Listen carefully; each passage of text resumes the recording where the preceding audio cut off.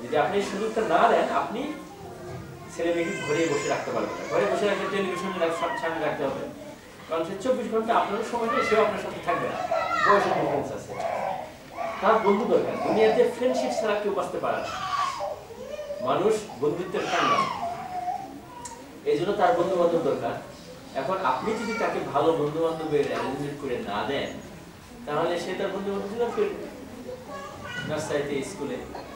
এরা হয়তো অমুসলমান অথবা নন প্র্যাকটিসিং মুসলমান অথবা খারাপ মুসলমান। একবার বন্ধুত্ব যাদের সাথে ঘনিষ্ঠ হয়ে যায়, তাদের কাছ থেকে ফেরানো খুবই কঠিন। আমি জানি ইংল্যান্ডে অনেক ছেলে মেয়ে নষ্ট হয়েছে শুধুমাত্র বন্ধুত্বের কারণে। এমন ঘনিষ্ঠ হয়ে গেছে, বাপ মা চেষ্টা করেও তাদেরকে সরে আনতে পারে না। কিন্তু এই বাপ মা যদি আগে থেকে চেষ্টা করতো যে স্কুলে যাওয়ার সাথে সাথে বাইরে তোমার বন্ধুকে, তার নাম কি, তার বাপ কি করে, এগুলো খবর টবর নিয়ে যদি বন্ধুত্বের ব্যাপারে তুমি তার সাথে আর বেশি মেলামেশা করো না, অমুকের সাথে তুমি মেলামেশা করো, তারপরে প্রোগ্রামে বিভিন্ন জায়গায় একটু সুযোগও করে দিল, তাহলে এটা কাজে লাগে। 5 নম্বর হলো ফেথ, কালচার এন্ড স্পিরিচুয়ালিটি। এটা আমাদের যারা নন প্র্যাকটিসিং মুসলমান আছে, সেকুলারিস্ট আছে, টু মাস লিবারাল আছে, তারা মনে করেন যে এটা দরকার নেই। আবার যারা একটু ধার্মিক, তারা আবার এত বেশি ধার্মিক যে পান থেকে চুন খসলে দুনিয়া শেষ হয়ে যায়। মানে কি বলবো, তারা যে লেবু যেমন চাপে, লেবু যদি আপনি বেশি চিপড়ান তেতা হয়ে যাবে, আবার যদি লেবু মুঠেই না চিপেন তাহলে রস বের হবে না, আপনার মাঝখানে থাকতে হবে। আমাদের অনেক ধার্মিক বাপ মা আছে, তথাকথিত ধার্মিক, যারা ছেলে মেয়েদের একটু পকেটের মধ্যে রাখতে চায়, দুনিয়ার আলো বাতাস থেকে তাদের চোখ বন্ধ রাখতে চায়, মনে করবেন যে ধর্মটাকে রক্ষা করে না।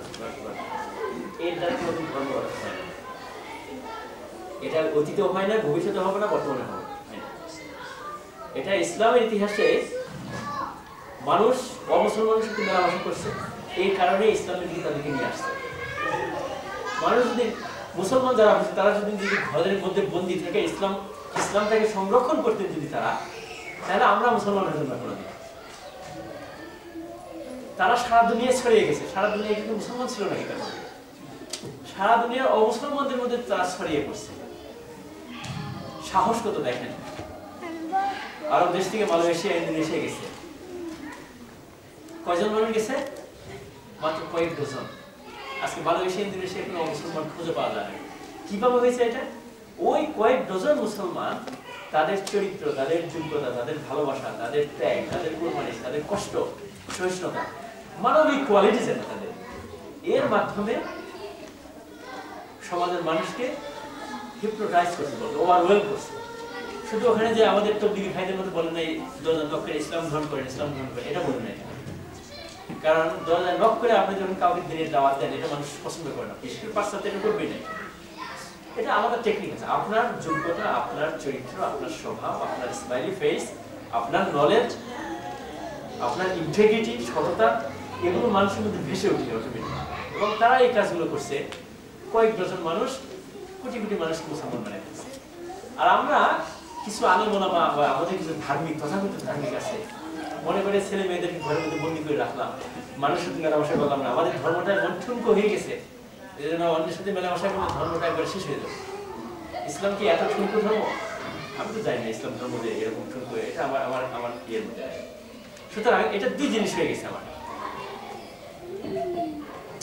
তো একটা হলো যে এরকম বাপ মা যারা অতিরিক্ত বিজি, লেবু চিপড়ায় একবার তেতা বানিয়ে ফেলে, ছেলে মেয়েদের নষ্ট করে ফেলে, এই ছেলে মেয়ে বড় হওয়ার পর বাপ মার বিরুদ্ধে বিদ্রোহ ঘোষণা করে।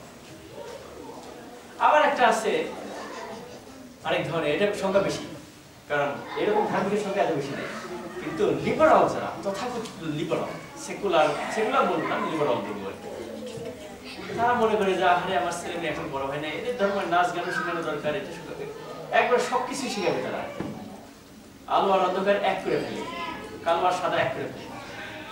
আপনি সমাজে খারাপ জিনিসের সুযোগ তাদেরকে করে দেবেন, আবার মাঝে মাঝে একটু মেয়ের সামনে গেলে একটু আরবি শিখাইলেন, তারপরে মানে অল্প বয়সে আপনি ছেলে মেয়েকে কিছু তালিম দিলেন না, মেয়েকে স্কার্ফ করেন না, একটু না, এত অল্প বয়সে করানো যাবে না, বড় হলে করবে সে। নামাজ পড়লেন না, যেটা শরীয়ত রাসূল পাক সাল্লাল্লাহু আলাইহি ওয়াসাল্লাম বলেছেন 7 বছর বয়সে নামাজ শিক্ষা দাও, তাই না? 10 বছর বয়সে বিছানা সেপারেট করে এবং নামাজ না পড়লে তাদেরকে তুমি শাসন করো, এইটা হাদিসের কথা। আমরা রাসূল সাল্লাল্লাহু আলাইহি ওয়াসাল্লামের যে সবচেয়ে যোগ্যতা সম্পন্ন মানুষ ছিলেন দুনিয়াতে, মানুষের সাইকোলজি বুঝতে আল্লাহ তাআলা তাকে শিখিয়ে দিয়েছেন অল্প বয়স থেকে ছেলে মেয়েদেরকে প্রস্তুত করতে পারে।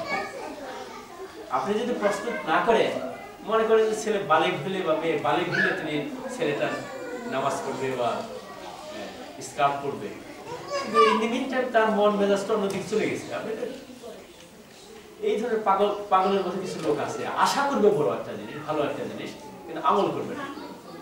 এই জন্য আমাদের দরকার হলো ফেথ, কালচার এবং স্পিরিচুয়ালিটি। এই জিনিসটা আমি সংক্ষেপে একটা ইংরেজি আছে, আমি বাংলা বলে দিই। এই প্যারেন্টিং কোর্সের ইয়ে হলো যে আমরা চাই যে পজিটিভ, আমি এটাকে বলি পজিটিভ মানে ইতিবাচক প্যারেন্টিং উদ্যোগ নিতে হবে আমাদের, এবং প্যারেন্টিংটা লাইফ লং একটা উদাহরণ। প্যারেন্টিংটা শুধু বাচ্চাদের সমাজে 16 বা 18 বছর হলে প্যারেন্টিং ছেড়ে দেয় না, ছেলে মেয়ে বিয়ে দেওয়ার পর্যন্ত বাপ মার দায়িত্ব থাকে, বিয়ে হয়ে গেলে তারপরেও বাপ মার দায়িত্ব।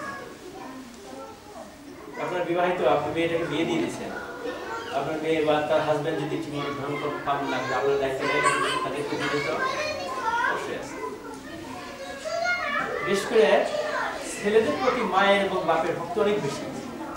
ইব্রাহিম আলাইহিস সালামের এক সুন্দর হাদিসের ঘটনা এটা, যে ইব্রাহিম আলাইহিস সালাম তার ছেলে ইসমাইল আলাইহিস সালামকে একবার বলছিলেন তোমার ওয়াইফকে তুমি ডিভোর্স দাও, আর বলছে ওয়াইফকে তুমি রাখো। এটা হাদিসটা জানেন না? তার মানে বুড়ো বয়সে ইব্রাহিম আলাইহিস সালাম তার বাপের হক আদায় করছেন। তার মানে প্যারেন্টিং শেষ হয়ে যায় না। মায়ের হক, আসমা বিনতে আবু বকর রাদিয়াল্লাহু আনহা, আব্দুল্লাহ ইবনে জুবাইর আম্মা, তার বয়স ছিল 100 বছর, 100 বছর বাচ্চাদের। আব্দুল্লাহ ইবনে জুবাইর যখন হাজ্জাজের বিরুদ্ধে যুদ্ধ করতে যায়, হাজ্জাজ মানে একটু চিন্তা করে গেল আর কি। হাজ্জাজ বিন ইউসুফ ছিল একটা নৃশংস মানুষ, ভালো যোগ্যতা ছিল কিন্তু নৃশংস ছিল। মায়ের কাছে এসে বললো যে মা, আমি তো চিন্তা করতেছি আমার আশঙ্কা হচ্ছে আমি মারা গেলে আমার লাশকে অবমাননা করবে হাজ্জাজ। তখন মা 100 বছরের বৃদ্ধা মহিলা তাকে বললেন যে বাবা, তুমি এই চিন্তা করতেছো, তুমি যদি মনে করো তুমি হকের উপর আসো, তাহলে তুমি তার বিরুদ্ধে যুদ্ধ করো, তোমার মৃত লাশ নিয়ে সে কি করে তোমার চিন্তা করার দরকার নেই। তার মানে 100 বছরের বৃদ্ধা মা মায়ের হক আদায় করেছেন নাম করা একজন মুজাহিদের ব্যাপারে। তার মানে প্যারেন্টিং আমি বলতে চাচ্ছি যে লাইফ লং, সারা মানে ছেলে মেয়ে বিয়ে করলে বা 18 বছর হলেই দায়িত্ব শেষ হয়ে যায় না। তো এটা একটা লাইফ লং দায়িত্ব, স্পেশালি টিনেজের উপর। একটা ছেলে মেয়েরা যখন বালেগ হওয়া শুরু করে, তখন তাদের বালেগ হওয়ার সময় থেকে মানুষের মধ্যে রোগ শোক তৈরি হয়। রোগ মানে দুনিয়াবি রোগ, শারীরিক রোগ। ছেলেমেয়েরা খারাপ হওয়া শুরু করে, তখন এটা কনফিডেন্ট প্যারেন্ট দরকার। এরপরে হলো 1-to-1 রিলেশনশিপটা, এটা কিভাবে তৈরি করতে হবে। মানে 1-to-1 বলতে বাপ প্রত্যেকটা সন্তানের সাথে, মা প্রত্যেকটা সন্তানের সাথে এমন একটা সম্পর্ক থাকবে যে প্রত্যেকটা সন্তান মনে করবে যে আমার আব্বা আমার সবচেয়ে আদর করে। আপনি হয়তো সবাই সমানভাবে আদর করেন, কিন্তু প্রত্যেকেই মনে করবে যে আমার আব্বা আমাকে সবচেয়ে বেশি আদর করে, আমার আম্মা আমাকে সবচেয়ে বেশি আদর করে। এইরকম সম্পর্ক যখন সৃষ্টি হবে, তখন দেখা যাবে যে সম্পর্ক ভালো আছে। এরপরে অ্যাসার্টিভ ডিসিপ্লিন বলে আর কি, একটা আপনি ডিসিপ্লিন মেনটেন করবেন, কিন্তু আপনি এই বেশি ইয়ে হবেন না আর কি, খারাপ হবেন না। মানুষ কিন্তু পলাইট হয়েও শক্ত কথা বলা যায়, তাই না? শক্ত কথা বলার জন্য গালিগালাজ করার দরকার হয় না। শক্ত কথা বলারও টেকনিক আছে। আপনি খুবই শক্ত কথা কিন্তু সুন্দর বুঝে কঠোরভাবে বলতে পারেন, পলাইট। এই টেকনিকটাও এই প্যারেন্টিংয়ের অংশ। মানে আমাদের হচ্ছে ফিতরাত হচ্ছে আমাদের শক্ত কথা বলতে রাগ করে মানে গরম করে ইয়ে করতে হবে, এটা নেসেসারি না। তারপরে এথনিক, কালচারাল, স্পিরিচুয়াল, আমাদের মুসলমানদের কথা আমি বলতে চাইছি। এখানে তারপরে একটা কমিউনিটির মধ্যে একটা এনভায়রনমেন্ট, আপনারা একসাথে মিলে কিভাবে পরস্পরকে হেল্প করতে পারেন, আর কিভাবে আমাদের লাইফটা টেনশন ফ্রি হয়। আমি আপনাদেরকে ছোট্ট একটা ইয়ে দেবো, এইগুলো আমি একটু চুজ করতে পারি। আপনারা এখানে সবাই সবাইকে চেনেন না? যদি চেনেন তাহলে কার কয়জন বাচ্চা আছে, ছেলে মেয়ে আছে, তাদেরকে আপনি এটা জানেন না সবাই? হ্যাঁ, কম বেশি জানা আছে। একটু টেস্ট দিয়ে, টেস্ট ঠিক না, আপনারা দুইজন একটু পেয়ার করেন, পেয়ার মানে জোর হন, এবং তার 2 মিনিট করে সময় দেবো আর কি। একটু এক্সারসাইজ হবে আপনাদের। আমি অনেকক্ষণ কথা বলছি আর কি, এত কথা বলি না।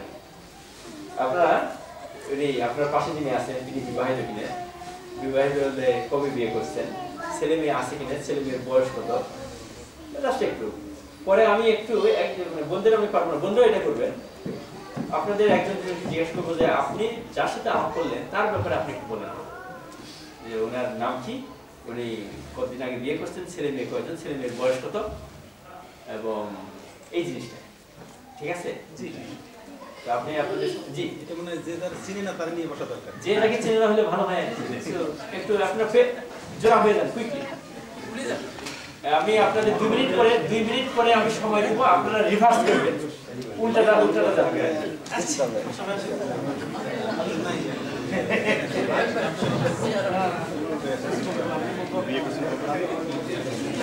এই কাজটা বোনেরাও করেন, এই কাজটা।